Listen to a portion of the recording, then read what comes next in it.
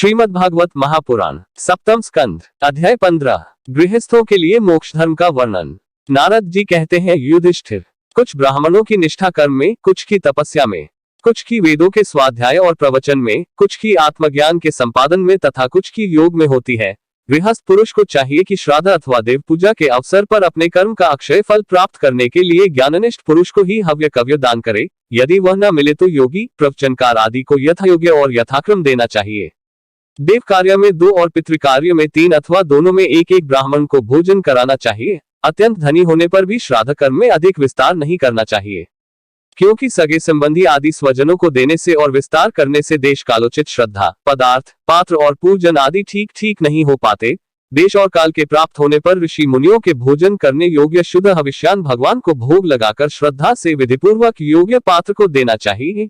वो समस्त कामनाओं को पूर्ण करने वाला और अक्षय होता है। देवता, ऋषि, पितर, अन्य प्राणी, स्वजन और अपने आप को भी अन्न का विभाजन करने के समय परमात्मा स्वरूपी देखे। धर्म का मर्म जानने वाला पुरुष श्राद्ध में मांस का अर्पण न करे और न स्वयं ही उसे खाए, क्योंकि पितरों को ऋषि मुनियों के योग्य हविष्यान से जैसी प्रसन्नता होती है वैसी पशु हिंसा से नहीं होती। जो लोग सद्धर्म पालन की अभिलाषा रखते हैं, उनके लिए इससे बढ़कर और कोई धर्म नहीं है कि किसी भी प्राणी को मन, वाणी और शरीर से किसी प्रकार का कष्ट न दिया जाए। इसी से कोई यज्ञ तत्व को जानने वाले ज्ञानी ज्ञान के द्वारा प्रज्वलित आत्म संयम रूप अग्नि में इन कर्म में यज्ञों का हवन कर देते हैं और बाह्य कर्म कलापों से उपरत हो जाते हैं। जब कोई इन द्रव्यमय यज्ञों से यजन करना चाहता है, तब सभी प्राणी डर जाते हैं। वे सोचने लगते हैं कि यह अपनी प्राणों का पोषण करने वाला निर्दयी मूर्ख मुझे अवश्य मार डालेगा। इसलिए धर्मज्ञ मनुष्य को यही उचित है कि प्रतिदिन प्रारब्ध के द्वारा प्राप्त मुनि जनोचित हविष्यान से ही अपने नित्य और नैमित्तिक कर्म करे तथा उसी से सर्वदा संतुष्ट रहे। अधर्म की 5 शाखाएं हैं, विधर्म, परधर्म, आभास, उपमा और छल। धर्मज्ञ पुरुष अधर्म के समान ही इनका भी त्याग कर दे। जिस कार्य को धर्म बुद्धि से करने पर भी अपने धर्म में बाधा पड़े, वह विधर्म है। किसी अन्य के द्वारा अन्य पुरुष के लिए उपदेश किया हुआ धर्म परधर्म है। पाखंड या दंभ का नाम उपधर्म अथवा उपमा है। शास्त्र के वचनों का दूसरे प्रकार का अर्थ कर देना छल है। मनुष्य अपने आश्रम के विपरीत स्वेच्छा से जिसे धर्म मान लेता है, वह आभास है। अपने अपने स्वभाव के अनुकूल जो वर्णाश्रमोचित धर्म है, वे भला किसे शांति नहीं देते। धर्मात्मा पुरुष निर्धन होने पर भी धर्म के लिए अथवा शरीर निर्वाह के लिए धन प्राप्त करने की चेष्टा न करे, क्योंकि जैसे बिना किसी प्रकार की चेष्टा किए अजगर की जीविका चलती ही है, वैसे ही निवृत्ति परायण पुरुष की निवृत्ति ही उसकी जीविका का निर्वाह कर देती है। जो सुख अपनी आत्मा में रमण करने वाले निष्क्रिय संतोषी पुरुष को मिलता है, वह उस मनुष्य को भला कैसे मिल सकता है जो कामना और लोभ से धन के लिए हाय हाय करता हुआ इधर उधर दौड़ता फिरता है। जैसे पैरों में जूता पहनकर चलने वाले को कंकड़ और कांटों से कोई डर नहीं होता, वैसे ही जिसके मन में संतोष है, उसके लिए सर्वदा और सब कहीं सुख ही सुख है, दैख है ही नहीं। युधिष्ठिर, न जाने क्यों मनुष्य केवल जल मात्र से ही संतुष्ट रहकर अपने जीवन का निर्वाह नहीं कर लेता, अपितु रसनेन्द्रिय और जन्नेन्द्रिय के फेर में पकड़कर यह बेचारा घर की चौकसी करने वाले कुत्ते के समान हो जाता है। जो ब्राह्मण संतोषी नहीं है, इंद्रियों की लोलुपता के कारण उसके तेज, विद्या, तपस्या और यश क्षीण हो जाते हैं और वह विवेक भी खो बैठता है। भूख और प्यास मिट जाने पर खाने पीने की कामना का अंत हो जाता है। क्रोध भी अपना काम पूरा करके शांत हो जाता है। परंतु यदि मनुष्य पृथ्वी की समस्त दिशाओं को जीत ले और भोग ले, तब भी लोभ का अंत नहीं होता। अनेक विषयों के ज्ञाता, शंकाओं का समाधान करके चित्त में शास्त्रोक्त अर्थ को बैठा देने वाले और विद्वान सभाओं के सभापति बड़े बड़े विद्वान भी असंतोष के कारण गिर जाते हैं। धर्मराज, संकल्पों के परित्याग से काम को, कामनाओं के त्याग से क्रोध को, संसारी लोग जिसे अर्थ कहते हैं उसे अनर्थ समझकर लोभ को और तत्व के विचार से भय को जीत लेना चाहिए। आध्यात्म विद्या से शोक और मोह पर, संतों की उपासना से दंभ पर, मौन के द्वारा योग के विघ्नों पर और शरीर प्राण आदि को निश्चेष्ट करके हिंसा पर विजय प्राप्त करनी चाहिए। आधिभौतिक दैख को दया के द्वारा, आधिदैविक वेदना को समाधि के द्वारा और आध्यात्मिक दैख को योग बल से एवं निद्रा को सात्विक भोजन, स्थान, संग आदि के सेवन से जीत लेना चाहिए। सत्वगुण के द्वारा रजोगुण एवं तमोगुण पर और उपरति के द्वारा सत्वगुण पर विजय प्राप्त करनी चाहिए। श्री गुरुदेव की भक्ति के द्वारा साधक इन सभी दोषों पर सुगमता से विजय प्राप्त कर सकता है। हृदय में ज्ञान का दीपक जलाने वाले गुरुदेव साक्षात भगवान ही हैं। जो दुर्बुद्धि पुरुष उन्हें मनुष्य समझता है, उसका समस्त शास्त्र श्रवण हाथी के स्नान के समान व्यर्थ है।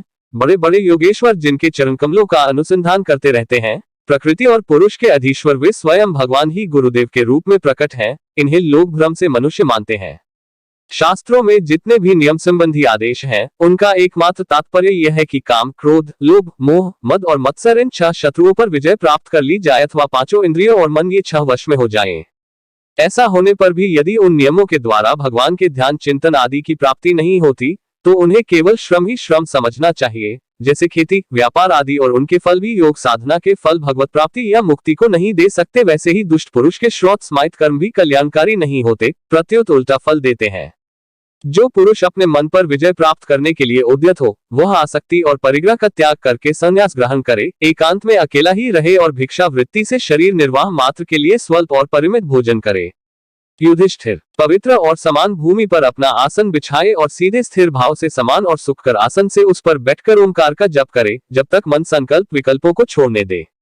तब तक नासिका के अग्रभाग पर दृष्टि जमाकर पूरक, कुंभक और रेचक द्वारा प्राण तथा अपान की गति को रोके, काम की चोट से घायल चित इधर उधर चक्कर काटता हुआ जहां जहां जाए। विद्वान पुरुष को चाहिए कि वह वहां से उससे लौटा लाए और धीरे धीरे हृदय में रोके। जब साधक निरंतर इस प्रकार का अभ्यास करता है, तब ईंधन के बिना जैसे अग्नि बुझ जाती है, वैसे ही थोड़े समय में उसका चित्त शांत हो जाता है। इस प्रकार जब काम वासनाएं चोट करना बंद कर देती हैं और समस्त वृत्तियां अत्यंत शांत हो जाती हैं, तब चित्त ब्रह्मानंद के संस्पर्श में मग्न हो जाता है और फिर उसका कभी उत्थान नहीं होता। जो सन्यासी पहले तो धर्म, अर्थ और काम के मूल कारण गृहस्थाश्रम का परित्याग कर देता है और फिर उन्हीं का सेवन करने लगता है, वह निर्लज अपने उगले हुए को खाने वाला कुत्ता ही है। जिन्होंने अपने शरीर को अनात्मा, मृत्युग्रस्त और विष्ठा, कृमि एवं राख समझ लिया था, वे ही मूल फिर उसे आत्मा मानकर उसकी प्रशंसा करने लगते हैं। कर्मत्यागी गृहस्थ, व्रत त्यागी ब्रह्मचारी, गांव में रहने वाला तपस्वी, वानप्रस्थ और इंद्रियलोलुप सन्यासी, ये चारों आश्रम के कलंक हैं और व्यर्थ ही आश्रमों का ढोंग करते हैं। भगवान की माया से विमोहित उन मुंहों पर तरस खाकर उनकी उपेक्षा कर देनी चाहिए। आत्मज्ञान के द्वारा जिसकी सारी वासनाएं निर्मूल हो गई हैं और जिसने अपने आत्मा को परब्रह्म स्वरूप जान लिया है, वह किस विषय की इच्छा और किस भोक्ता की तृप्ति के लिए इंद्रियलोलुप होकर अपने शरीर का पोषण करेगा। उपनिषदों में कहा गया है कि शरीर रथ है, इंद्रियां घोड़े हैं, इंद्रियों का स्वामी मन लगाम है, शब्दादि विषय मार्ग है, बुद्धि सारथी है, चिति भगवान के द्वारा निर्मित बांधने की विशाल रस्सी है। 10 प्राण धुरी हैं, धर्म और अधर्म पहिए हैं और इनका अभिमानी जीव रथी कहा गया है। ओंकार ही उस रथी का धनुष है, शुद्ध जीवात्मा बाण और परमात्मा लक्ष्य है। इस ओंकार के द्वारा अंतरात्मा को परमात्मा में लीन कर देना चाहिए। राग, द्वेष, लोभ, शोक, मोह, भय, मद, मान, अपमान, दूसरे के गुणों में दोष निकालना, छल, हिंसा, दूसरे की उन्नति देखकर जलना, तृष्णा, प्रमाद, भूख और नींद, ये सब और ऐसे ही जीवों के और भी बहुत से शत्रु हैं। उनमें रजोगुण और तमोगुण प्रधान वृत्तियां अधिक हैं, कहीं कहीं कोई सत्वगुण प्रधान ही होती है। यह मनुष्य शरीर रूप रथ जब तक अपने वश में है और इसके इंद्रिय, मन आदि सारे साधन अच्छी दशा में विद्यमान है, तभी तक श्री गुरुदेव के चरण कमलों की सेवा पूजा से शांत धराई हुई ज्ञान की तीखी तलवार लेकर भगवान के आश्रय से इन शत्रुओं का नाश करके अपने स्वराज्य सिंहासन पर विराजमान हो जाए और फिर अत्यंत शांत भाव से इस शरीर का भी परित्याग कर दे। नहीं तो तनिक भी प्रमाद हो जाने पर ये इंद्रिय रूप दुष्ट घोड़े और उनसे मित्रता रखने वाला बुद्धि रूप सारथी रथ के स्वामी जीव को उल्टे रास्ते ले जाकर विषय रूपी लुटेरों के हाथों में डाल देंगे। वे डाकू सारथी और घोड़ों के सहित इस जीव को मृत्यु से अत्यंत भयावने घोर अंधकार में संसार के कुएं में गिरा देंगे। वैदिक कर्म 2 प्रकार के हैं, एक तो वे जो वृत्तियों को उनके विषयों की ओर ले जाते हैं प्रवृत्तिपरक, और दूसरे वे जो वृत्तियों को उनके विषयों की ओर से लौटाकर शांत एवं आत्म साक्षात्कार के योग्य बना देते हैं निवृत्तिपरक। प्रवृत्तिपरक कर्म मार्ग से बार बार जन्म मृत्यु की प्राप्ति होती है और निवृत्तिपरक भक्ति मार्ग या ज्ञान मार्ग के द्वारा परमात्मा की प्राप्ति होती है। शयनयागादि हिंसा में कर्म, अग्निहोत्र, दर्श, पूर्णमास, चातुर्मास्यक, पशुयाग, सोमयाग, वैश्वदेव, बलिहरण आदि द्रव्यमय कर्म इष्ट कहलाते हैं और देवालय, बगीचा, कुआं आदि बनवाना तथा प्याव आदि लगाना पुरित कर्म है। ये सभी प्रवृत्तिपरक कर्म है और सकाम भाव से युक्त होने पर अशांति के ही कारण बनते हैं। प्रवृत्ति प्रयण पुरुष मरने पर चरु पुरोडाशादि यज्ञ संबंधी द्रव्यों के सूक्ष्म भाग से बना हुआ शरीर धारण कर धूमाभिमानी देवताओं के पास जाता है। फिर क्रमशः रात्रि, कृष्ण पक्ष और दक्षिणायन के अभिमानी देवताओं के पास जाकर चंद्रलोक में पहुंचता है। वहां से भोग समाप्त होने पर अमावस्या के चंद्रमा के समान क्षीण होकर वृष्टि द्वारा क्रमशः औषधि, लता, अन्न और वीर्य के रूप में परिणत होकर पितृयान मार्ग से पुनः संसार में ही जन्म लेता है। युधिष्ठिर, गर्भाधान से लेकर अंत्येष्टि पर्यंत संपूर्ण संस्कार जिनके होते हैं उनको द्विज कहते हैं। उनमें से कुछ तो पूर्वोक्त प्रवृत्ति मार्ग का अनुष्ठान करते हैं और कुछ आगे कहे जाने वाले निवृत्ति मार्ग का। निवृत्ति प्रयण पुरुष इष्ट, पूर्त आदि कर्मों से होने वाले समस्त यज्ञों को विषयों का ज्ञान कराने वाले इंद्रियों में हवन कर देता है। इंद्रियों को दर्शन आदि संकल्प स्वरूप मन में, वैकारिक मन को परावाणी में और परावाणी को वर्ण समुदाय में, वर्ण समुदाय को अ उ म इन 3 स्वरों के रूप में रहने वाले ओमकार में, ओमकार को बिंदु में, बिंदु को नाद में, नाद को सूत्रात्मा रूप प्राण में तथा प्राण को ब्रह्म में लीन कर देता है। वह निवृत्तिनिष्ठ ज्ञानी क्रमशः अग्नि, सूर्य, दिन, सायंकाल, शुक्ल पक्ष, पूर्णमासी और उत्तरायण के अभिमानी देवताओं के पास जाकर ब्रह्मलोक में पहुंचता है और वहां के भोग समाप्त होने पर वह स्थूल उपाधिक विश्व अपनी स्थूल उपाधि को सूक्ष्म में लीन करके सूक्ष्म उपाधिक तेजस हो जाता है। फिर सूक्ष्म उपाधि को कारण में ले करके कारण उपाधिक प्राज्ञ रूप से स्थित होता है। फिर सबके साक्षी रूप से सर्वत्र अनुगत होने के कारण साक्षी के ही स्वरूप में कारणोपाधि का लय करके तुरीय रूप से स्थित होता है। इस प्रकार दृश्यों का लय हो जाने पर वह शुद्ध आत्मा रह जाता है। यही मोक्ष पद है। इसे देवयान मार्ग कहते हैं। इस मार्ग से जाने वाला आत्मोपासक संसार की ओर से निवृत्त होकर क्रमशः एक से दूसरे देवता के पास होता हुआ ब्रह्मलोक में जाकर अपने स्वरूप में स्थित हो जाता है। वह प्रवृत्ति मार्गी के समान फिर जन्म मृत्यु के चक्कर में नहीं पड़ता। ये पितृयान और देवयान दोनों ही वेदोक्त मार्ग हैं। जो शास्त्रीय दृष्टि से इन्हें तत्व जान लेता है वह शरीर में स्थित रहता हुआ भी मोहित नहीं होता। पैदा होने वाले शरीरों के पहले भी कारण रूप से और उनका अंत हो जाने पर भी उनकी अवधि रूप से जो स्वयं विद्यमान रहता है, जो भोग रूप से बाहर और भोक्ता रूप से भीतर है तथा ऊंच और नीच, जानना और जानने का विषय, वाणी और वाणी का विषय, अंधकार और प्रकाश आदि वस्तुओं के रूप में जो कुछ भी उपलब्ध होता है वह सब स्वयं यह तत्ववेता ही है। इसी से मोह उसका स्पर्श नहीं कर सकता। दर्पण आदि में दीख पड़ने वाला प्रतिबिंब विचार और युक्ति से बाधित है, उसका उसमें अस्तित्व है नहीं। फिर भी वस्तु के रूप में तो वह दिखता ही है। वैसे ही इंद्रियों के द्वारा दिखने वाला वस्तुओं का भेदभाव भी विचार, युक्ति और आत्मानुभव से असंभव होने के कारण वस्तुतः न होने पर भी सत्य सा प्रतीत होता है। पृथ्वी आदि पंचभूतों से इस शरीर का निर्माण नहीं हुआ है। वास्तविक दृष्टि से देखा जाए तो न तो वश उन पंचभूतों का संघात है और न विकार या परिणाम ही, क्योंकि यह अपने अवयवों से न तो पृथक है और न उनमें अनुगत ही है, अतएव मिथ्या है। इसी प्रकार शरीर के कारण रूप पंचभूत भी अवयवी होने के कारण अपने अवयवों सूक्ष्मभूतों से भिन्न नहीं है, अवयव रूप ही है। जब बहुत खोजबीन करने पर भी अवयवों के अतिरिक्त अवयवी का अस्तित्व नहीं मिलता वह असत ही सिद्ध होता है। तब अपने आप ही यह सिद्ध हो जाता है कि ये अवयव भी असत्य ही हैं। जब तक अज्ञान के कारण एक ही परमतत्व में अनेक वस्तुओं का भेद मालूम पड़ते रहते हैं तब तक यह भ्रम भी रह सकता है कि जो वस्तुएं पहले थी वे अब भी हैं, और स्वप्न में भी जिस प्रकार जागृत, स्वप्न आदि अवस्थाओं के अलग अलग अनुभव होते ही हैं तथा उनमें भी विधि निषेध के शास्त्र रहते हैं, वैसे ही जब तक इन भिन्नताओं के अस्तित्व का मोह बना हुआ है तब तक यहाँ भी विधि निषेध के शास्त्र हैं ही। जो विचारशील पुरुष स्वानुभूति से आत्मा के त्रिविध अद्वैत का साक्षात्कार करते हैं वे जागृत, स्वप्न, सुषुप्ति और दृष्टा, दर्शन तथा दृश्य के भेद रूप स्वप्न को मिटा देते हैं। ये अद्वैत 3 प्रकार के हैं, भावाद्वैत, क्रियाद्वैत और द्रव्याद्वैत। जैसे वस्त्र सूत्र रूप ही होता है वैसे ही कार्य कारण मात्र ही है, क्योंकि भेद तो वास्तव में है नहीं। इस प्रकार सबकी एकता का विचार भावाद्वैत है।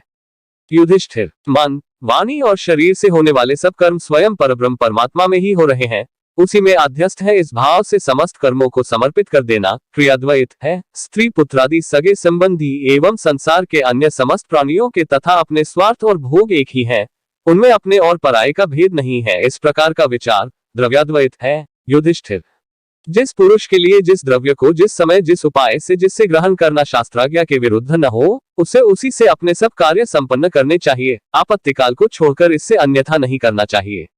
महाराज, भगवत भक्त मनुष्य वेद में कहे हुए इन कर्मों के तथा अन्यान्य स्वकर्मों के अनुष्ठान से घर में रहते हुए ही श्री कृष्ण की गति को प्राप्त करता है।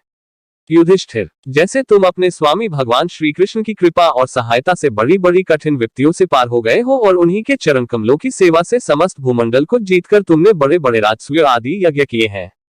पूर्व जन्म में, इसके पहले के महाकल्प में मैं एक गंधर्व था। मेरा नाम था उपबरहन और गंधर्वों में मेरा बड़ा सम्मान था। मेरी सुंदरता, सुकुमारता और मधुरता अपूर्व थी। मेरे शरीर से सुगंधी निकला करती और देखने में मैं बहुत अच्छा लगता। स्त्रियां मुझसे बहुत प्रेम करती और मैं सदा प्रमाद में ही रहता। मैं अत्यंत विलासी था। एक बार देवताओं के यहाँ ज्ञान सत्र हुआ, उसमें बड़े बड़े प्रजापति आए थे। भगवान की लीला का गान करने के लिए उन लोगों ने गंधर्व और अप्सराओं को बुलाया। मैं जानता था कि वह संतों का समाज है, वहां भगवान की लीला का ही गान होता है। फिर भी मैं स्त्रियों के साथ लौकिक गीतों का गान करता हुआ उन्मत्त की तरह वहां जा पहुंचा। देवताओं ने देखा कि यह तो हम लोगों का अनादर कर रहा है। उन्होंने अपनी शक्ति से मुझे शाप दे दिया कि तुमने हम लोगों की अवहेलना की है। इसलिए तुम्हारी सारी सौंदर्य संपत्ति नष्ट हो जाए और तुम शीघ्र ही शूद्र हो जाओ। उनके शाप से मैं दासी का पुत्र हुआ, किंतु उस शूद्र जीवन में किए हुए महात्माओं के सत्संग और सेवा शुश्रूषा के प्रभाव से मैं दूसरे जन्म में ब्रह्मा जी का पुत्र हुआ। संतों की अवहेलना और सेवा का यह मेरा प्रत्यक्ष अनुभव है। संत सेवा से ही भगवान प्रसन्न होते हैं। मैंने तुम्हें गृहस्थों के पापनाशक धर्म बतला दिया। इस धर्म के आचरण से गृहस्थ भी अनायास ही सन्यासियों को मिलने वाला परमपद प्राप्त कर लेता है। युधिष्ठिर, इस मनुष्य लोक में तुम लोगों के भाग्य अत्यंत प्रशंसनीय है, क्योंकि तुम्हारे घर में साक्षात परब्रह्म परमात्मा मनुष्य का रूप धारण करके गुप्त रूप से निवास करते हैं।